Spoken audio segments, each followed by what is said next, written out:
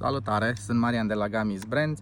Pentru că am primit foarte multe întrebări de la clienți, care este slotul de la cartelă, care este cel de la cardul de memorie, am hotărât să vă arătăm astăzi, da? Deci, în partea din față, partea către obiectivul camerei, întotdeauna avem slotul de la cartela SIM, da? Iar în spate avem slotul de la cardul de memorie. Ca să vă arătăm un pic și cum se introduce cartela, avem o cartelă de Digimobil, o prindem într-o pensetă, da? Tăietura în partea de jos a cartelei, sper să focalizeze, să se vadă corect, iar pinii către placa electronică, placa pe care o vedem între cele două sloturi, da? Introducem cartela,